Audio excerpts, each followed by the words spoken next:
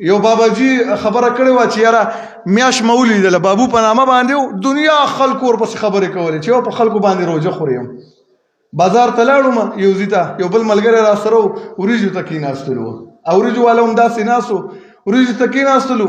نو چې کله مونږ کېناستو زما خو پټکۍ هم په سر باندې و نو خلک راغله زیاتره خلک وریجو ته کېناستله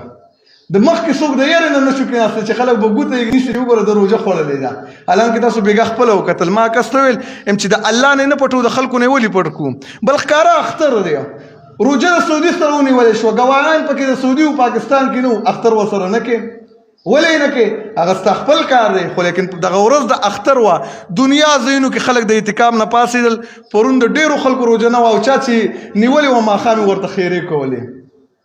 وجه څه شی ده هلته کې ګواه شته ګواه موجود دی که حکومت ګواه قبلې که نه قبلې مونږ ته قبول دی مسلمان دی کلمه یې تېره کړه او ناشنا خبر هغه دا کړی چې 9 کسان ولیدله ګواهي نه قبلې او په د 2 کسانو په ګواهۍ سره ته سړی 500 ته خېجې دا خبره ډېره د عقل او د سوچ کړې ده نو پرون ورپسې خلکو ټوکې کولې نن بېګا ماسخوتن هغه پسې نعتونه خلکو ویلي چې یاره زبردسته خبره دې کړې وه او زمونږ خلک پرون دلته یو کس رالو روژې خوړلې و ډېر زیات پریشان و یاره دا روژه دا خو مونږ وخوړله دا به څه کوو پریشانه په دې و دې ماحول ته یې کتل ماحول ته به نه ګوري دین ته به ګوري چې دین مونږ ته څه ویو